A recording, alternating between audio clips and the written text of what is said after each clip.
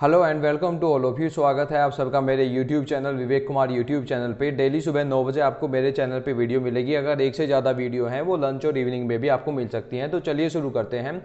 आज का टॉपिक है बहुत ही ज़्यादा मोस्ट इम्पोर्टेंट, ब्रिक्स समिट। अभी रिसेंटली हुआ क्या है, मैं ब्रिक्स के बारे में आज आपको सब कुछ बताने वाला हूँ शुरू से लेकर आखिरी तक। ये वीडियो आपकी नॉलेज को कम्प्लीटली ट्रांसफॉर्म करेगा और भारत का यहाँ पे क्या रोल था वो आपको क्लियरली समझा देगा। तो चलिए शुरू करते हैं। भारत ने यहाँ पे क्या किया है, अभी होस्ट किया है 13th ब्रिक्स समिट वर्चुअली। पहले ये उम्मीद लगाई जा रही थी कि सभी ग्लोबल लीडर्स ट्रैवल करके नई दिल्ली आएंगी और ये समिट होगा, लेकिन फिर देखा गया कि कोरोना वायरस अभी कंट्रोल में नहीं है, तो वर्चुअली ये समिट किया गया और India has hosted 13th BRICS summit at New Delhi. देखिए अभी मैं बताता हूँ आपको हुआ क्या है। जो ब्रिक्स समिट था ना, इसको बनाया गया था 2006 में, लेकिन इसका जो फर्स्ट जो समिट हुआ था ऑफिशियली वो हुआ था 2009 में। तो अब 2021 में आते आते इसका ये था इस बार 13th समिट। तो यहाँ पर जो डिक्लेरेशन सामने निकल के आई है इसको न्यू दिल्ली डिक्लेरेशन बोला गया है, क्योंकि ये समिट यहाँ पे हुआ था न्यू दिल्ली में। इस समिट की जो थीम रखी गई थी, मैं थीम आपको बता देता हूँ, आपको ध्यान रखना है। इस समिट का थीम था BRICS at 15, intra BRICS cooperation for continuity, consolidation and consensus. ये इसका थीम था यहाँ पर। अच्छा, ये जो ब्रिक्स है इसका मैं एक बात बता देता हूँ, अभी इस समिट का सबसे ज़्यादा फायदा किसको हुआ है, तो वो है चाइना। कंप्लीटली इस समिट में अगर किसी कंट्री ने सबसे ज़्यादा कुछ गेन किया है तो चाइना, और सबसे ज़्यादा कुछ खोया है तो इंडिया। कैसे, मैं आपको बता देता हूँ। देखिए अभी हुआ क्या है, न्यू दिल्ली डिक्लेरेशन जो सामने आया, एक डिक्लेरेशन होता है, हर समिट का एक डिक्लेरेशन निकल के आता है, एक घोषणा पत्र निकल के आता है जिसमें लिखा जाता है कि हम सभी कंट्रीज इन इन पॉइंट्स पे सहमत हैं। तो उसमें क्या हुआ, जो पॉइंट नंबर 71 था उसमें यहाँ पर चाइना ने बहुत ही स्मार्टली ये लिखवा दिया कि हम ब्रिक्स कंट्रीज जो 2022 में जो विंटर ओलंपिक्स और पैरालंपिक्स चाइना में होने वाले हैं उनको हम सपोर्ट करते हैं। तो ये यहाँ पर चाइना ने क्यों लिखवाया, क्योंकि यहाँ पर यूएस, कनाडा, सब यहाँ पर यूरोपियन कंट्रीज बोल रही हैं इस विंटर ओलंपिक्स को बाइकआउट करने की। और अगर ये विंटर ओलंपिक्स बाइकआउट हो जाता है तो चाइना की इमेज पूरी दुनिया में बहुत ज़्यादा ख़राब हो जाएगी। और यहाँ पर कुछ कंट्रीज बोल रही हैं कि चाइना ने जिस तरह से पूरी दुनिया में वायरस फैलाया, चाइना को इसके लिए पनिश करना चाहिए और इन विंटर ओलंपिक्स का बाइकआउट करना चाहिए। तो यहाँ पर ये बहुत ही अच्छा यहाँ पर तरीका होगा चाइना को पनिश करने का। लेकिन इंडिया ने क्या किया, यहाँ पर इंडिया ने आराम से यहाँ पर अपने डिक्लेरेशन में लिख दिया कि हम यहाँ पर सपोर्ट करते हैं चाइना के विंटर ओलंपिक्स गेम को। अभी देखिए आप, यहाँ पर पूरी दुनिया सोच रही थी कि जो क्वाड कंट्रीज हैं, अमेरिका, यूएसए, इंडिया, ऑस्ट्रेलिया और जापान, ये कंट्रीज इस मुहिम को लीड करेंगी, चाइना विरोधी मुहिम को लीड करेंगी। लेकिन इंडिया ने यहाँ पे क्या किया, इंडिया तो सीधा चाइना के एक प्यादे की तरह यहाँ पर अपने डिक्लेरेशन में लिख दिया कि हम यहाँ पर विंटर ओलंपिक्स 2020 को हम सपोर्ट करते हैं। तो ये बहुत ही बड़ी डिप्लोमेटिक हार है हमारे लिए, कंप्लीटली हार है, हमको शर्म आनी चाहिए इस डिक्लेरेशन पे।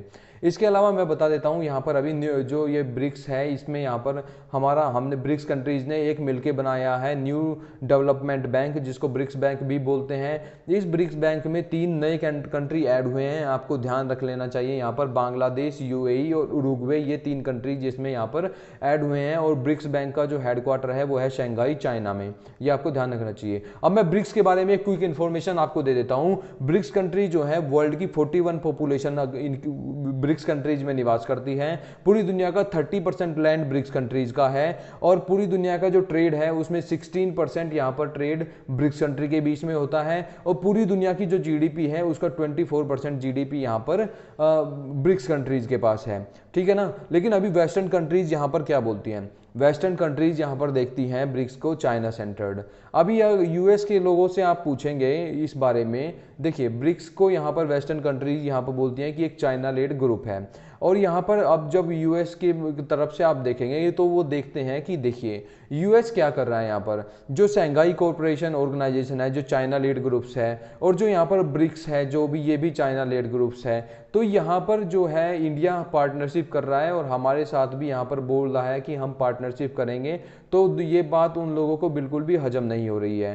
भारत जो है यहाँ पर चाइना की इंपोर्टेंस पूरी दुनिया में बढ़ाने में लगा हुआ है दिन रात, जबकि जब हमारे prime minister United nation security council में एक मीटिंग की अध्यक्षता करने के लिए जाते हैं, तो उस मीटिंग की इंपोर्टेंस कम करने के लिए चाइना उस मीटिंग में अपना रिप्रेजेंटेटिव नहीं भेजता है, एक बहुत ही छोटे लेवल का ब्यूरोक्रेट भेज देता है ताकि उस मीटिंग की इंपोर्टेंस कम हो जाए। लेकिन उल्टा हम यहाँ पे क्या कर रहे हैं, जो चाइना लेड ग्रुप्स हैं एससीओ और ब्रिक्स, उसमें हमारे प्राइम मिनिस्टर पार्टनरशिप कर रहे हैं और चाइना की जो इंपोर्टेंस है उसको पूरी दुनिया में यहाँ पर बढ़ाने में लगे हुए हैं। और फिर यहाँ पर अभी इसके बारे में जो न्यू दिल्ली डिक्लेरेशन है, यहाँ पर एक चीज़ ये भी ऐड की गई कि जो ब्रिक्स कंट्रीज हैं उनको अपना यहाँ पर ट्रेड बनाना चाहिए। मोदी जी ने एक बहुत अच्छी बात यहाँ पर बोली है, 2019 में बोली थी कि जो ब्रिक्स कंट्रीज का ट्रेड है यहाँ पर हमको बढ़ा के $500 बिलियन करना चाहिए और हमको यहाँ पर फोकस करना चाहिए एक्सेप्ट चाइना ट्रेड पे। अभी जो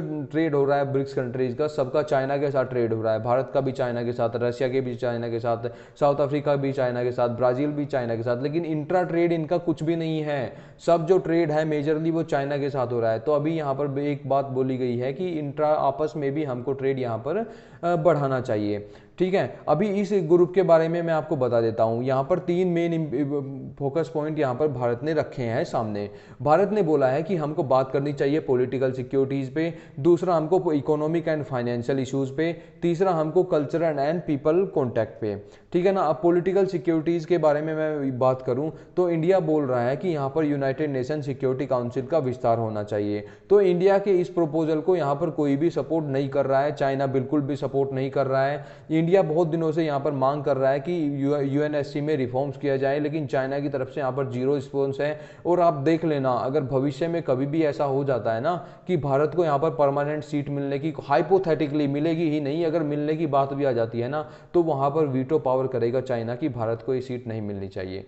तो ठीक है, ये पॉलिटिकल इश्यूज, पॉलिटिकल सिक्योरिटीज यहाँ पे डिस्कस की गई। इसके अलावा यहाँ पर ये भी अफगानिस्तान का भी इशू यहाँ पर डिस्कस किया गया कि हम बहुत यहाँ पर बहुत हम चिंतित हैं यहाँ पर जो काबुल एयरपोर्ट पे अटैक हुआ गया है, उन मारे गए लोगों को यहाँ पर श्रद्धांजलि भी दी गई है। और इसके अलावा यहाँ पर ब्रिक्स डिक्लेरेशन में ये लिखा गया है कि यहाँ पर ब्रिक्स चाहता है कि यूएस और ईरान की जो न्यूक्लियर डील है इसको जल्द से जल्द यहाँ पर रीइंस्टेट किया जाए और आगे बढ़ा जाए। लेकिन ये जो डील है ना, इससे सबसे ज़्यादा फायदा होने वाला है चाइना को। मैं आपको बताता हूँ कैसे।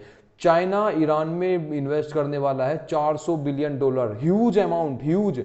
आज तक उसने किसी भी एक कंट्रीज में इतना अमाउंट इन्वेस्टमेंट नहीं किया है जितना वो ईरान में करना चाहता है। तो इसलिए चाइना चाहता है यहाँ पर कि ईरान और यूएस के बीच में न्यूक्लियर डील साइन हो जाए, ईरान पे जो सैंक्शंस लगे हैं वो हट जाएं और हम यहाँ पर प्रॉपरली यहाँ पर हम इन्वेस्टमेंट कर पाए। तो यहाँ पर भी सबसे बड़ा विनर चाइना ही है। समिट भले ही इंडिया में हो रहा था, लेकिन काम सारे चाइना के हो रहे थे। इसके अलावा मैं बात कर देता हूँ अभी इन सबसे हट करके पर्सन टू पर्सन। हमारे नरेंद्र मोदी जी का व्यू मैंने आपके सामने रख ही दिया है। फिर बात आती है व्लादिमीर पुतिन की। व्लादिमीर पुतिन बहुत वाइज आदमी है। व्लादिमीर पुतिन ने यहाँ पर फिर बोला है कि ये जो ब्लंडर हुआ है ये सब यूएस की वजह से हुआ है। ओबियसली यूएस इसको देख के काफ़ी नर्वस है, लेकिन यहाँ पर उनकी बात सही है। रशिया और इंडिया यहाँ पर टेरर को लेकर काफ़ी सारा कोऑपरेशन कर रहे हैं। भारत के ऊपर भी बहुत खतरा है और रशिया के ऊपर भी टेरर अटैक होने की बहुत ज़्यादा यहाँ पर संभावना बढ़ गई है। और यहाँ पर मैं आपको बता देता हूँ कि ब्रिक्स जो डिक्लेरेशन है उसमें तालिबान को मेंशन नहीं किया गया है। तो एक ये कहीं ना कहीं ये साइन हमको मिलता है कि भाई कहीं ना कहीं हम जो तालिबान के प्रति हैं यहाँ पर हम सॉफ्ट हो चुके हैं। इसके अलावा मैं बता देता हूँ यहाँ पर अभी जो ब्रिक्स जो कंट्रीज हैं उनमें काउंटर टेररिज्म का भी यहाँ पर एक एक्शन प्लान जो है वो बनाया गया है और यहाँ पर इंटेलिजेंस शेयरिंग की बात की जा रही है और ऑनलाइन यहाँ पर टेररिज्म कैसे फैलाया जाता है उसको रोकने की बात यहाँ पर की जा रही है। और ब्रिक्स एग्रीकल्चर रिफॉर्म्स भी यहाँ पर लेके आए जाएंगे जिनके हेडक्वार्टर न्यू दिल्ली में हैं। और यहाँ पर ब्रिक्स गेम्स की बारे में बात की गई थी, जो कि अभी के लिए यहाँ पर कोरोना की वजह से नहीं होंगे, लेकिन यहाँ पर विंटर ओलंपिक गेम की बात जरूर की गई है। चाइना ने इसको पूरी दुनिया में प्रमोट करना शुरू कर दिया है। चाइनीज़ कम्युनिस्ट पार्टी का जो मुखपत्र है ग्लोबल टाइम्स, जो कि केवल वही खबरें छापता है जो चाइना की कम्युनिस्ट पार्टी चाहती है, पूरी दुनिया में उनकी रीच है, उन्होंने ये खबरें छापनी शुरू कर दी है कि देखिए ब्रिक्स जो है यहाँ पर विंटर ओलंपिक्स 2022 को सपोर्ट कर रहा है। यूएस, कनाडा, कोई भी इसको यहाँ पर बाइकआउट करे, लेकिन ब्रिक्स इसको यहाँ पर सपोर्ट कर रहा है। ब्रिक्स में उनका मेन रीजन था इंडिया से, कि पूरी दुनिया ये देखेगी कि इंडिया सपोर्ट कर रहा है तो बाकी दुनिया भी यहाँ पर सपोर्ट में साथ आ जाएगी। ऑनलाइन टेररिज्म के बारे में यहाँ पर बात हुई। ऑनलाइन टेररिज्म का बहुत बड़ा यहाँ पर सबसे ज़्यादा ऑनलाइन टेररिज्म फैलाता है चाइना पूरी दुनिया में, और उसके साथ मिलकर के हम बात कर रहे हैं कि हम ऑनलाइन टेररिज्म को रोकेंगे, तो ये शर्म की बात है। चाइनीज़ हैकर्स पूरी दुनिया में टेरर फैलाने में लगे हुए हैं, सबसे ज़्यादा हैकिंग अटैक चाइना की तरफ से हुए हैं। तो ये जो समिट था कंप्लीटली फेलियर था इंडिया के लिए। सबसे बड़ा विनर यहाँ पर चाइना था, जबकि यहाँ पर जो होस्ट था इंडिया था। अगर इंडिया चाहता यहाँ पर चाइना को घेर सकता था, लेकिन हम चाइना के एक प्यादे की तरह बन के रह गए हैं, हम कुछ भी यहाँ पर नहीं कर पाए। अब मैं तो यही उम्मीद करूंगा आपसे कि आप इस वीडियो को शेयर कीजिए। मैं एक न्यूट्रल पर्सपेक्टिव से अपनी बात आपके सामने रख रहा हूँ। और thanks for watching video. Next video आप किस टॉपिक पे देखना चाहेंगे मुझे कमेंट करके जरूर बताइएगा। Till then thank you very much, bye bye.